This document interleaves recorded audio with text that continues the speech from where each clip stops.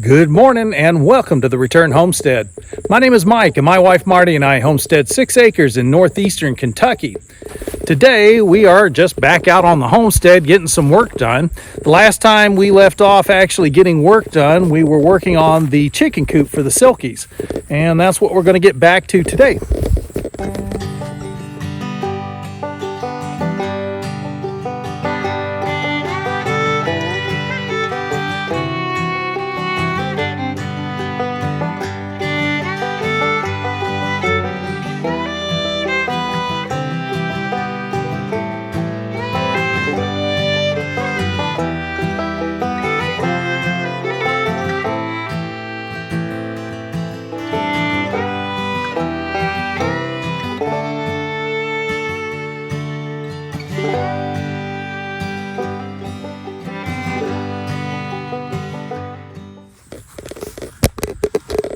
So we've been trying to get this Silkie coop built for about a week now. We've got everything in the ground, platform built, the walls are built. All we got to do is stand it up, screw it together, and get it painted. And then I got to do something about putting a roof over the top of it. And then we'll build some kind of a small run. We'll probably use the dog kennel that they're in right now to build a run right off of this end of the coop. That'll allow them to get outside, get on the grass. We'll have a nice secure box to keep them in just off the back door of the house. So before we get back on the chicken coop build, let me just share with you some of the things I've been thinking as I've been putting this thing together.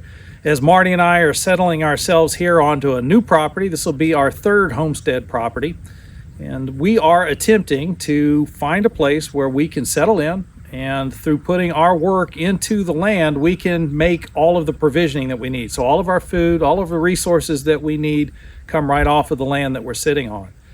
And that's really the ideal way that we see to move forward in this world. In fact, it's the way that God laid out in Scripture. It's pretty clear that what was intended was that we tend the garden. We take care of the land. So that's what we've been trying to do out here. But then there's these weird little things that we do, like building boxes in the backyard to hold pet chickens. Yeah, in this case, they are pets. The Silkies really don't lay enough eggs to be considered a source of protein, nor a source of fat. They don't really do anything for us other than just look cute, and we enjoy communing with them.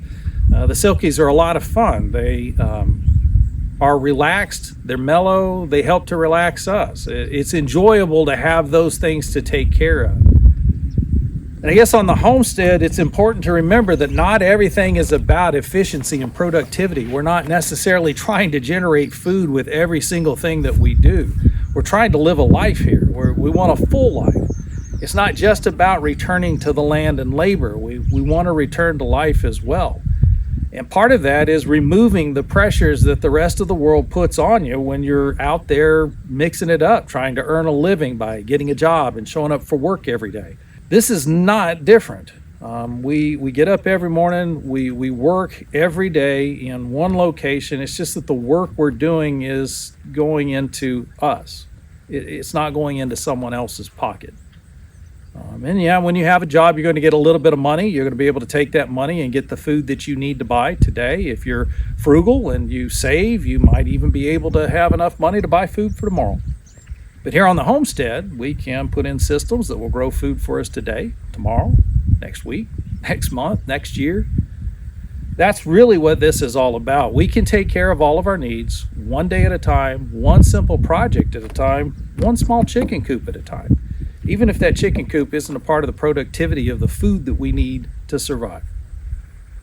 We just enjoy the Silkies. They're going to help us out here in the garden. They'll provide fertilizer throughout the garden. They'll provide companionship. So when we're out here, we'll have the Silkies running loose in the garden with us. So there's something else to pay attention to and be responsible for while we're out here. We're looking forward to seeing how they'll go through and help us in the garden. We're hopeful that they don't do any damage to the garden, but we'll fix it if they do.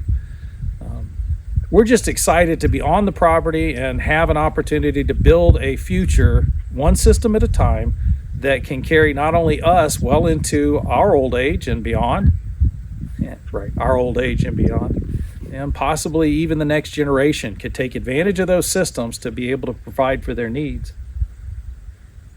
kind of a cool thing to be out here doing. So I'm going to get back to building this thing. And before we can get busy building, we've got to get all the chickens taken care of. So we've already been out here and seen that the Silkies laid several eggs last night. So we've collected those eggs, let the chickens out, but we need to get some feed into everybody. Let's see, the Silkies feed tube should be full. So I just topped that off last night, so they've got plenty of food. Looks like they may need some water this morning.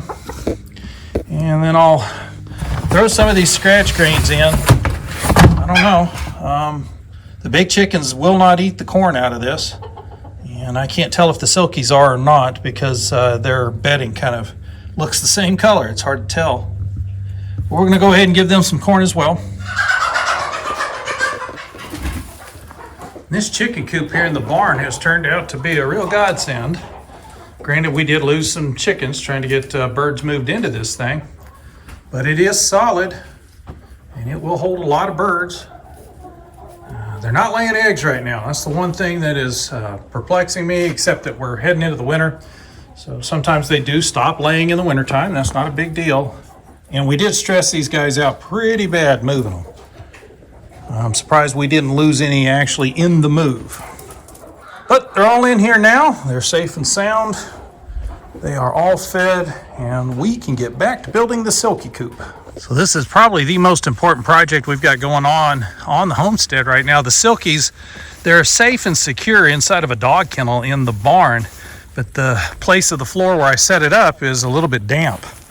And I've put as much bedding in there as I can, but the bedding is getting soaked as well. So the Silkies are not doing well. We got to keep them dry, and they're not dry right now. So we're kind of in a hurry to get this erected so we can get them out of there. I really don't remember where I left off when we were scrambling to get everything covered up here before the storm started. But we've got a little bit of a problem here on this sidewall. So this sidewall sets the reference for the long wall that goes down the back of the coop here. And if I push that out 1/8 of an inch because this side board is twisted a little bit, that's going to make a huge difference in how this thing comes together. That's going to basically push the building off square at the bottom. I don't want my box off square at the bottom. So I want to try to fix this, and this is not necessarily an easy thing to fix, and I'll show you why. So I could recut this board, get one that's not twisted like this one is. And all this is the fact that I made this cut so close to this knot. So there was already a little bit of tension in the board here, and then when I made this cut, that tension released and it was able to twist the bottom of that board out a little bit. And just putting a screw in it doesn't fix that, of course. All we're doing is just reinforcing it. And so that's the thing we want to fix. Well, here's the problem. In order to get a clamp in here, we have to have something to pull against, and this board is the only thing I have to pull against. And so to use a clamp to try to tweak this in, I'm first going to have to provide some place to pull against. So I'm going to get a small block of wood, screw it off to the inside of this box, and then I ought to be able to pull against that in order to shove this back into place. Let's see how this works. So all I want to do is secure a block in here against this 2x4. So I want to secure it off to this 2x4 so that I can pull against that to tweak in the bottom of this other board. So we're just going to match that up with that corner. Now remember, I'm going to be tweaking this board into the... I'm looking at this. I don't want this tight up against this sideboard that I want to turn, because then I'd have no place to turn it into. So I do want to back this off a good 1/4 inch, get a couple of screws in here to hold it in place, and then we'll go ahead and make that pull. Anytime you've got an awkward situation where you kind of need another set of hands, right? So to operate the ratchet driver to run the screws in, I kind of need both hands free. And you can always, work with a partner, have somebody around who can come and hold that in place for you while you screw it off. Or you can learn how to use clamps and other devices to hold your work for you. And you got both hands free.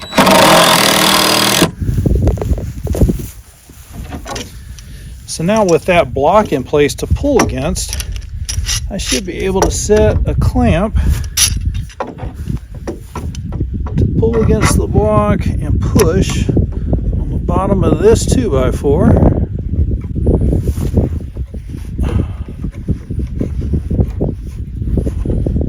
And ideally what we want to do is set our clamp so that we're running off onto this other 2x4 here, and that way we'll be able to pull it up flush and you won't end up pulling it too far. So if we just screw down to that 2x4, that's as far as it'll go. Now we're nice and flush there. All we got to do is screw that off. We should be good to go.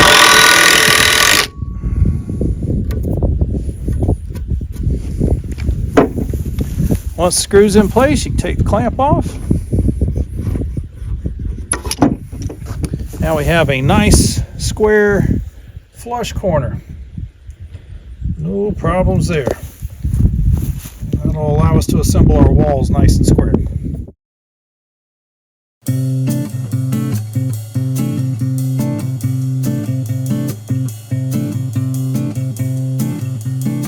Continuing with the build, we needed to finish building some of these end walls. Remember, the two end walls I built were too long, so I do have to finish that repair work. This wall still needed to be reattached to have the skin put back on it. So starting there, just getting everything lined up and getting that sheeting back on the outside of the wall. Remembering that we're going to have a 2-inch gap at the bottom where it overlaps the platform, and there will also be some overlap on the sides where it covers the ends of the other walls. And the other wall hasn't been touched at all, so I'm going to have to take this skin off. We're going to have to pull it completely apart, all the framing, cut those rails down to size, and then put it all back together again. There's a lot of tedious measurements in this one because we do have the doorway in the center, and I need to remain centered up on that. It's also going to change the layout slightly. The door was designed to work on a wider wall, so there's going to be a little bit of overhang from the door now. But everything should still fit and function, so we're just going to get it disassembled, cut down, put it back together, and we'll look at what comes next.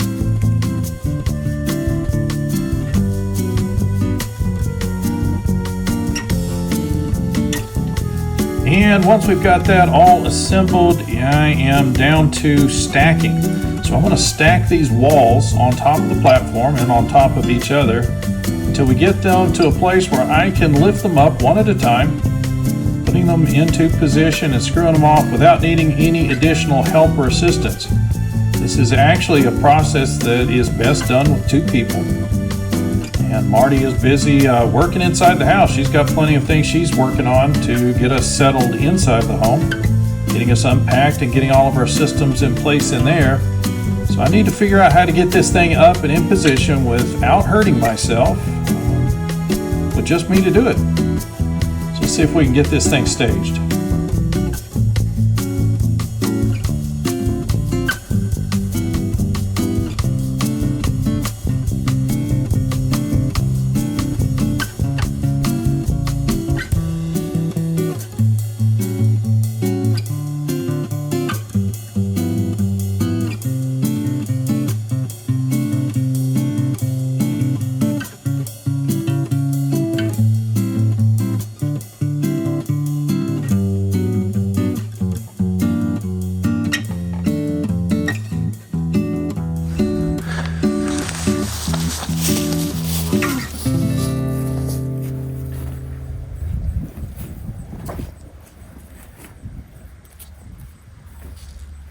Now, it's true that when Marty and I moved out here, we weren't doing like the original homesteaders were.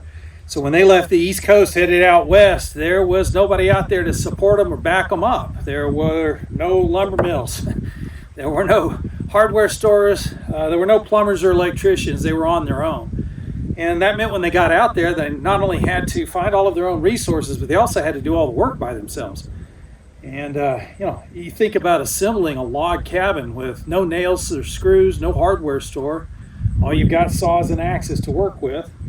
And there's nobody else to help you lift this stuff in place either. So you learn how to do things in the right way so that you can do them solo. Let me show you what I've laid out here so you can see what I'm talking about.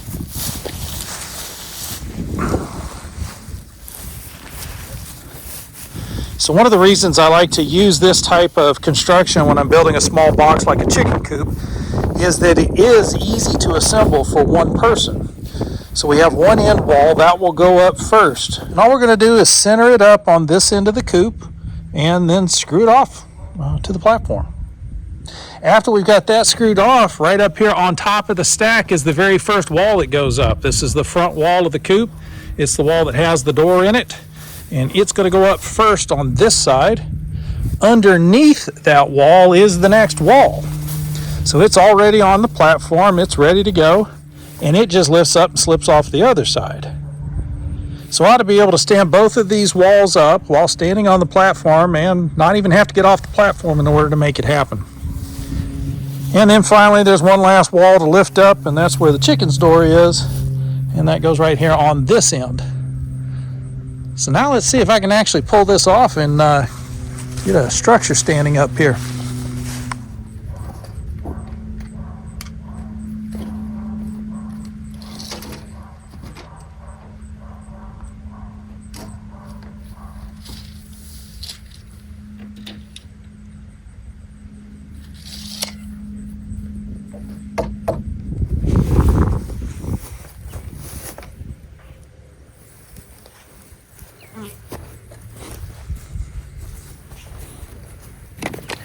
To make sure that the wall winds up where I want it to, the first thing I want to do is find the center.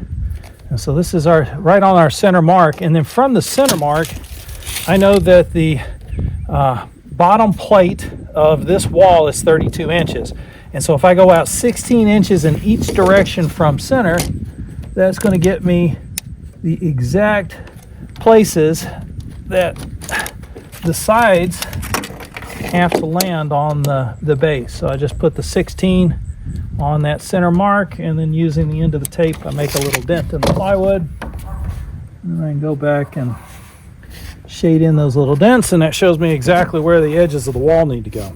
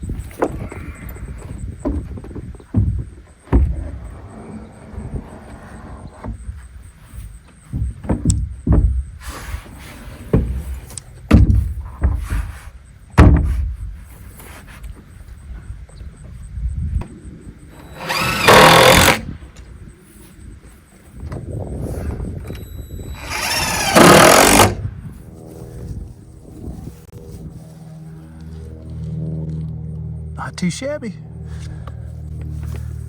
And just like that, the whole structure is upright. Now it's not fully secured yet. There's only basically one screw in each corner holding everything together. So if I go tighten all this back up, we'll need to climb down inside of there and screw off the bottom plates. They need to get screwed down into the decking. And then all of these edges, corners, need to be completely screwed together. And all the way across the bottom of each one of these walls as well. It's going to be a super secure little box once we got it all built and got every single one of the screws put in. You'll notice that front wall is a little bit higher. That's because we wanted a slant on the roof so that we can pull water off of that in the rain, and we'll be able to put on rain catchment for the chickens. And that is their new coop. Nice big space for them to sleep in. And you might notice that these corners don't match up perfectly, and that's to be expected with this kind of construction. I'm not looking for perfection here. Perfection wasn't necessary. Just sealed. We needed a dry place for the Silkies to sleep.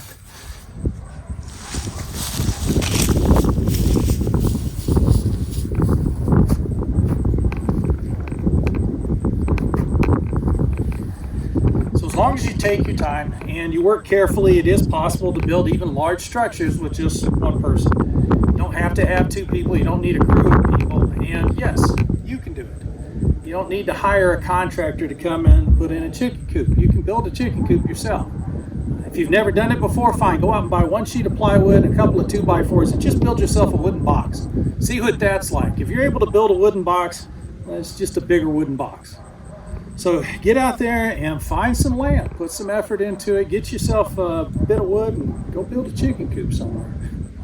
We do appreciate you joining us on the Return Homestead today. If you haven't subscribed to the channel yet, please take a moment to do that. While you have the window open, if you wouldn't mind, hit that thumbs up icon. That's going to let the algorithm know you enjoyed the video. They'll share it out with more people. We'll see you next time.